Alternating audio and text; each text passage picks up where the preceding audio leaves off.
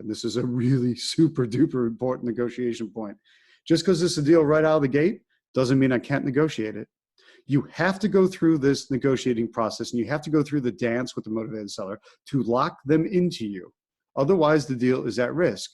Welcome to the Get Traction podcast. If you are ready to learn exactly what it takes to become a real estate entrepreneur, this is the show for you. With your host, founder of Traction Real Estate Mentors and president of the Traction Real Estate Investors Association, Tom Zeeb. Welcome back. It's Tom Zeeb on the Get Traction podcast with producer Harry Duran. Hey, Harry. Hey, happy to be here, Tom. Awesome. Harry, today I want to dig a little deeper into the make the deal portion, the second pillar of the three pillars it takes to produce great real estate deals. And specifically in make the deal, let's talk about pinpointing and packaging. Let's do it.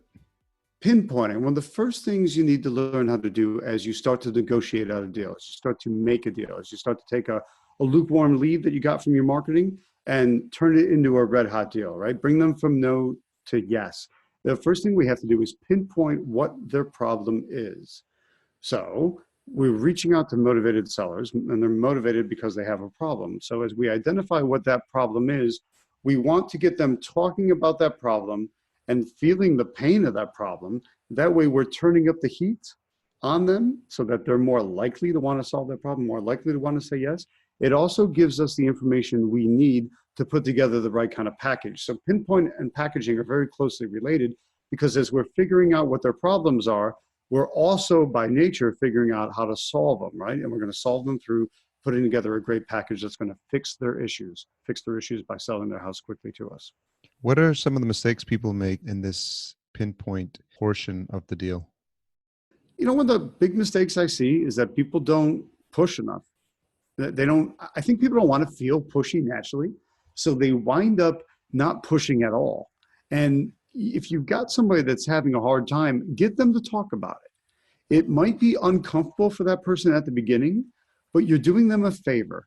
Because if you never push, if let's say no one's pushed them to do anything, then they just sit there and wait. And they wait and they wait and they wait. And sometimes they run out of options because they run out of time. Where if you push them to make a decision now, and if you can get them to see ahead to the future and the what's going to happen and see why it's better off for them to solve the problem now when they have more options, you're doing them a favor. So that it's almost a mind shift change for us as investors, because rather than seeing it as making somebody uncomfortable by talking about something that's uncomfortable for them, we're actually pushing them to think ahead to the future about what's going to happen if you don't solve your problem. And we're doing them a favor, because if no one else has made them think that way and no one else has gotten them to think forward and think of the future, then that's actually a really nice gift we're giving to somebody, is to think about that. Now, hopefully the answer to that winds up being that, okay, they're going to sell the property to us and they're going to have all the problems solved and we're going to make a profit on it. That's fantastic. But the outcome could also be you're going to push them. They're going to realize that they need to move ahead, but maybe they have to move ahead with somebody else.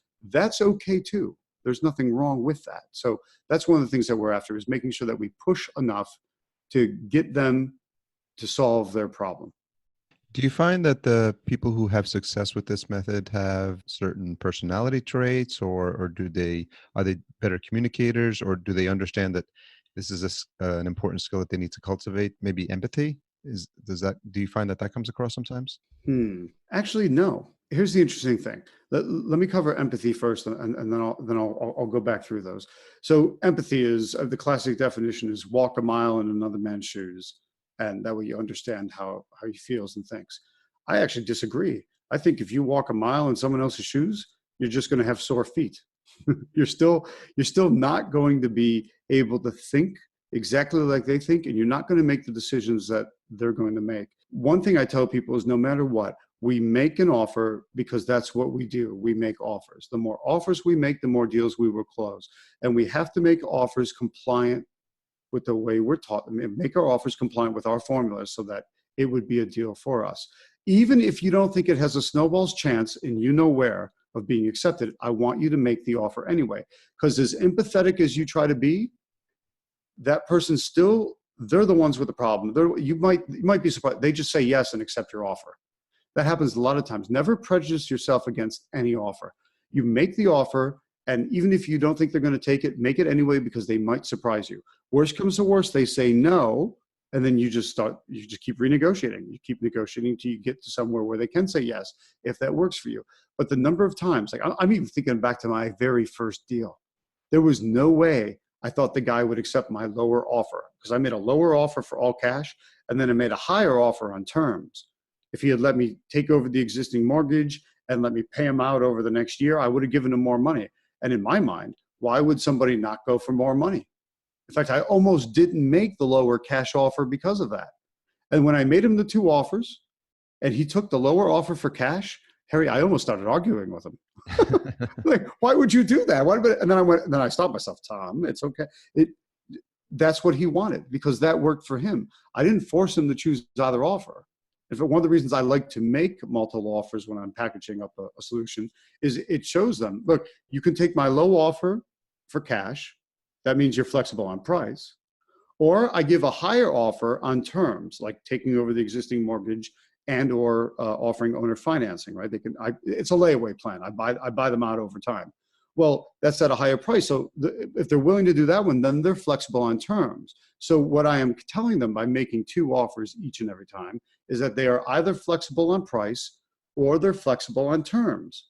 If they're not flexible on either one, well, then we don't have a deal. I can't work with. They need to be flexible on price. They need to be flexible on terms. If they're not flexible on either one, then I'm not there yet. It's not the right deal for me. So that's one of the interesting things about empathy. I always want to be careful about it, is you still don't know what they're going to say and how they're going to think. So you flat out just need to make the offer no matter what. That's an important distinction.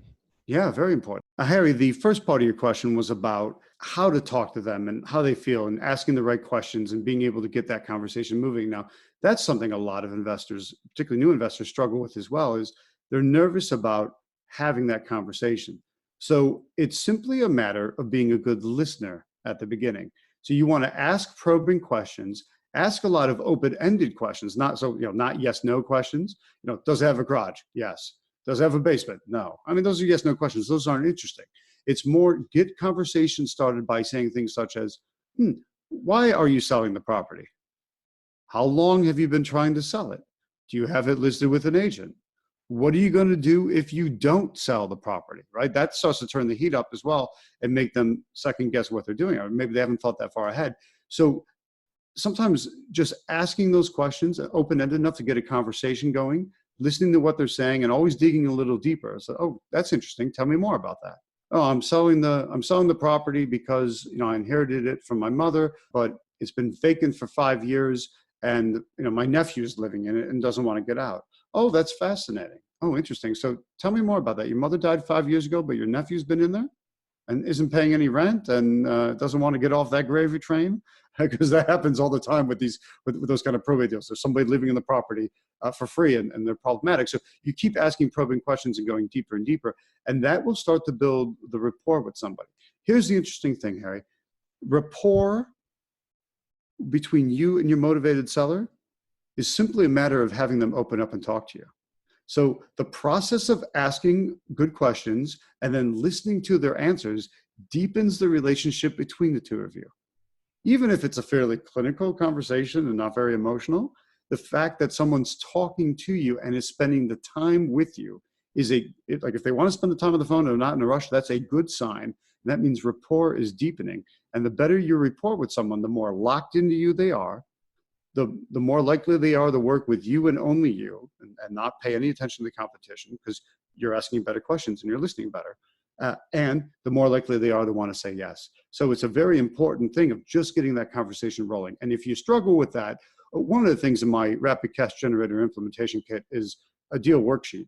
And it's got a ton. When I say a ton, I mean, it's packed. It's one side of one piece of paper packed with questions. And you use it as a crutch when you're on the phone. So if you don't know what to say, you just look down and ask a question that hasn't been asked yet. If you don't have an answer to that question, then ask. If they start, rambling and talking, then let them talk because they'll be answering questions and fill in the blanks. And when they pause and come up for a breath, then go in with the next question, keep it moving because it's that conversational process that builds rapport with the person. It's so interesting because it reminds me of what I do with my interviews, my podcast interviews, and some of the stuff we coach clients on. This idea of listening and being a good listener, because a lot of times we're so invested in what our next question is going to be, and this happens to new podcasters. They just want to jump in because they're so nervous. They're going to just ask the next question, and they don't give people the time to give a full answer. And it's also something I think it's referred to as the 5 whys. When people tell you something, you ask them why, and they give you an answer, and then you're like, well, why? And then they give you another answer, and you ask them why. And sometimes it takes like the third or fourth, or maybe even the fifth why to get to the true cause, why they're really giving that response. Yeah. That's what I think I've referred to that previously as peeling off layers of the onion. And yeah, each why is another layer and another layer. And just because you ask a question the first time, that doesn't mean you're right at the heart of the problem.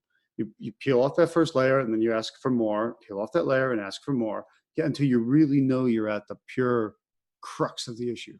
And that's when the good deals are made. And because that's when the rapport is built. And people are then looking to you for a solution because you've pinpointed their problem. So as you move to packaging up a solution that would work for them, the package is important. And the package is purely based on everything you pinpointed as a problem.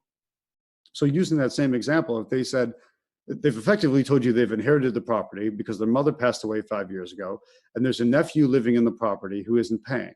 So there's a number of issues there, right? There's some, remorse at the lost parent. There's the interesting inconvenience of having to deal with this house, particularly if they're out of town or, they've got their own life, their own family, their own kids, their own job. And now they have to deal with mom's house, and there might be some emotion tied up in that as well. So you want to make that clean and easy. They may have been told by an agent that they need to fix the property up to make it in tip-top shape for the resale. Well, that's a pain in the butt for a lot of people. So if instead you tell them, I'll take it off your hands exactly as is, you don't have to spend a penny on it. Well, that's a really, really big problem solver for them. You figure that out when you ask the questions by pinpointing, and then you package it up in the solution and say, we'll just take it as is for this price. It's all done. You don't even need to come to town, right? Assuming they live out of town. Everything, I'll have the escrow company, I'll have the settlement company, just send everything to you, title company, send everything to you. You sign it and FedEx it back. And that's a big benefit to the way you mention that as a benefit in the way you package up your offer. So it's, look, you're flexible on price, great. Then, here's our offer. It'll be in all cash. You don't need to come to town. There's somebody living in there. Let's start that conversation for getting them out. If we need to, Harry, there's been times I've literally gone and dangled $500 in front of somebody. Said, come on, get out. When you're all the way out, there's an old saying in a lot of real estate contracts that a property needs to be vacant and broom clean, right? Clean with a broom. All I care about is that it's vacant. It's a mess anyway. I'm like, no, please put the broom down. Just come outside, take your $500 and keep walking. And keep moving. There's been times, we've hired a moving truck for somebody as well. So, okay, how much is that moving truck going to be? Hire it, good, we'll pay for it. I just please be out of the house when we need you out of the house.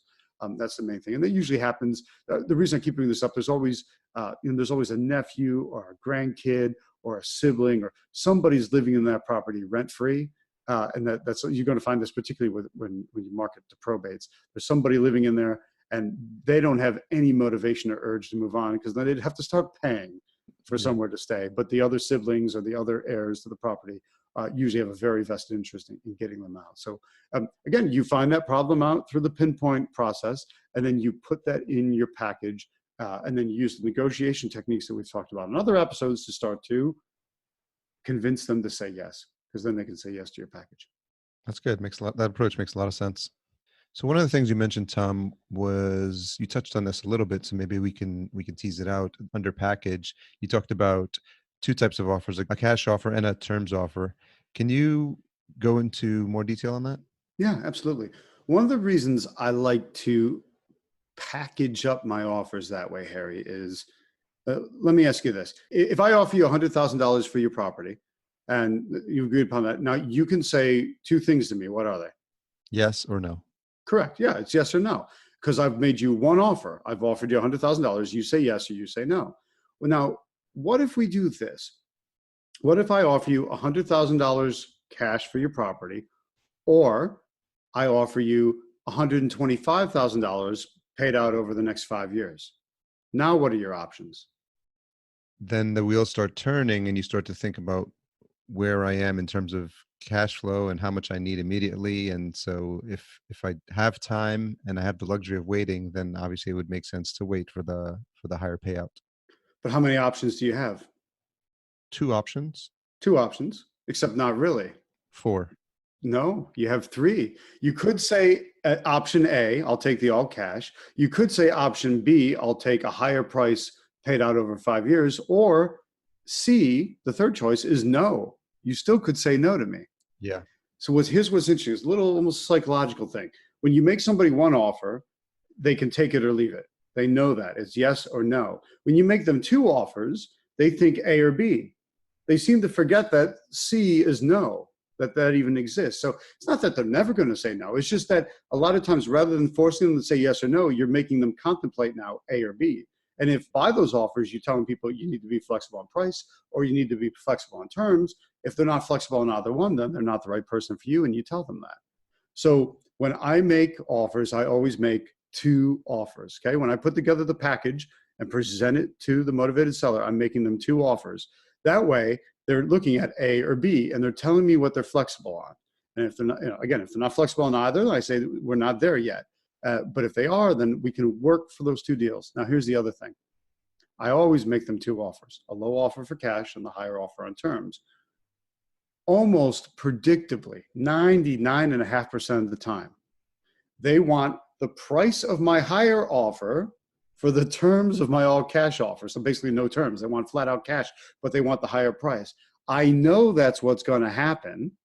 So do you think if I know that's what's going to happen, then I've made those offers at the beginning, knowing what the next step of the process is going to be? That's some of that predictive thinking ahead. So I'm already guiding where I want the price to go in that negotiation by starting off saying, okay, I know they're going to want my higher price. So that higher price to me is still acceptable, but I've made them fight a little bit for it, because we talked about having them move you up to your price, right? You want them to bring you up to their price in the negotiation. So that's part of the way I do it, by the way I package the deal. What's interesting about those approaches is that you're always trying to ensure you're one step ahead so that you're not caught off guard in these negotiations and these conversations, or caught flat-footed when they say something that you didn't expect. And it seems like what makes this approach so special is that you're taking those into account, and because of the years of experience you've had, you've seen where these eventually end up. So you're trying to be more proactive. Exactly. And that is the thing. It's that experience over the years of people always wind up thinking about things the same way. They tend to negotiate the same way. You wind up with, it's not, people think it's going to be this massively diverse, random things you have to deal with. You're going to start to see so many patterns once you put it into practice, and everyone just falls into these set patterns, and you know how to handle it. You know which techniques to use, you know where to start. It almost becomes oddly predictable at that point. The key is to be doing enough marketing so you're getting enough volume of leads. You have enough lead flow. That way you can start to make offers and talk to people and pinpoint what the problems are, package up a solution that works, and then persuade them to say yes. And the more volume you have of that, you're going to see the patterns, and it gets easier and easier for you each and every time. Do you have any examples of these types of conversations where you've made both offers and how they went?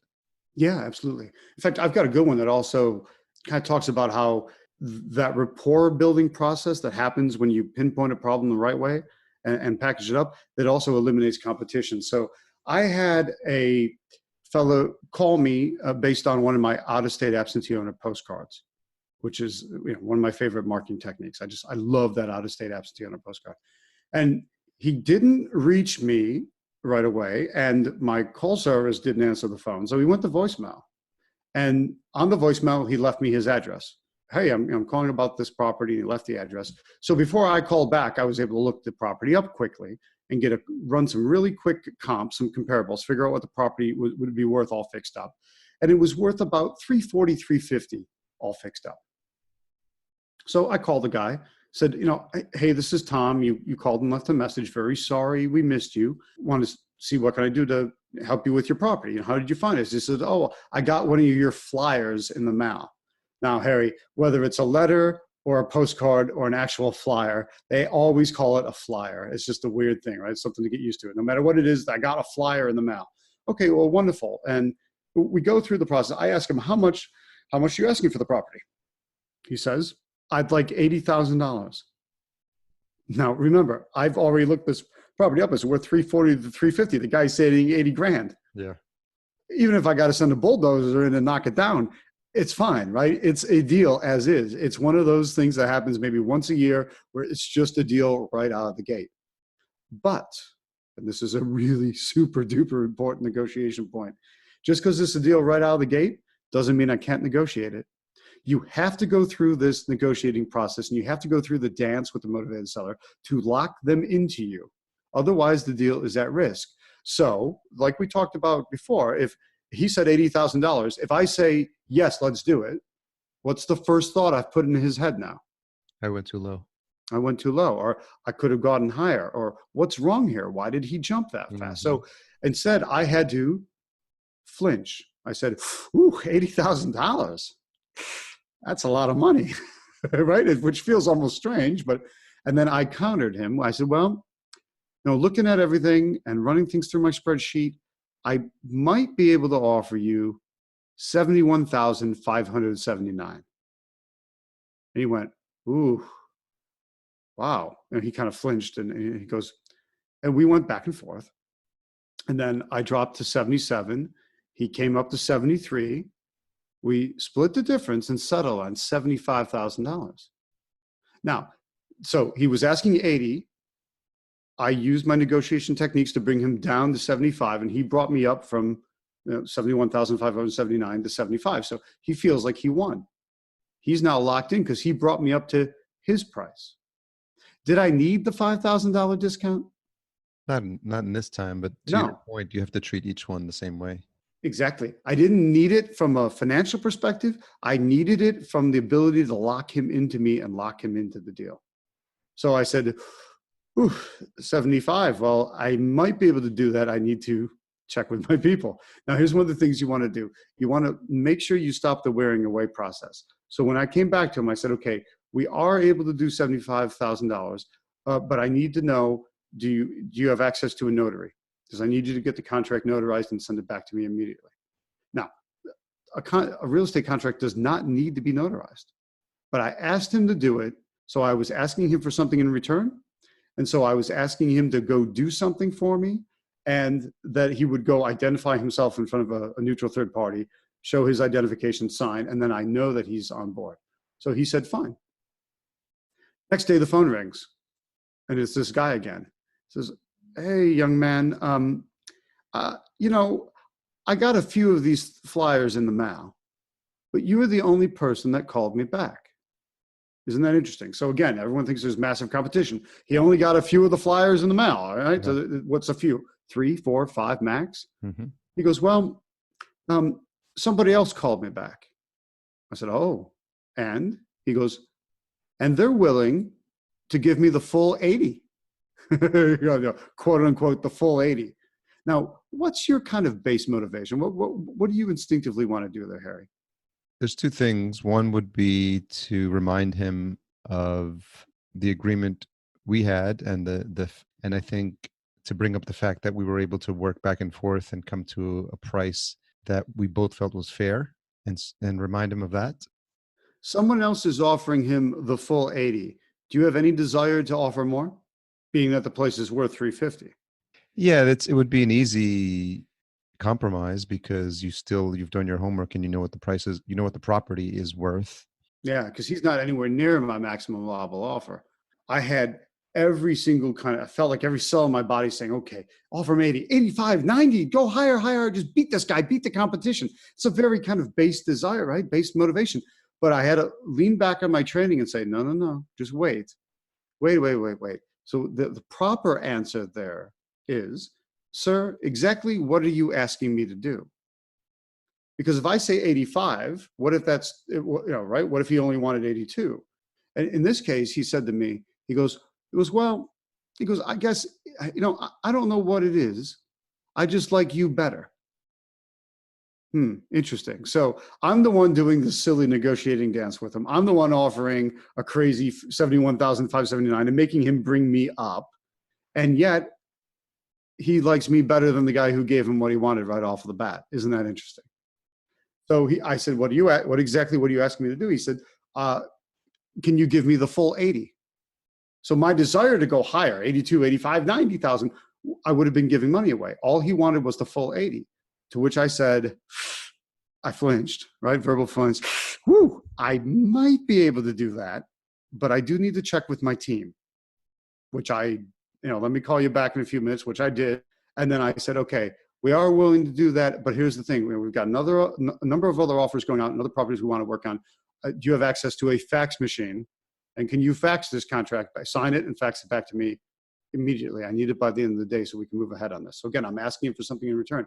He said yes, and we moved ahead beautifully. So what a great way of kind of boxing out the competition, not worrying about what else might happen, and realizing that it was the rapport building from the way I pinpointed his problem and the way I put together a package, the way I made him fight for his price, the way I made him bring me up to quote unquote his price, eliminated the competition. Because when someone else just gave him exactly what he wanted out of the gate, he didn't like them or trust them as much as he did me.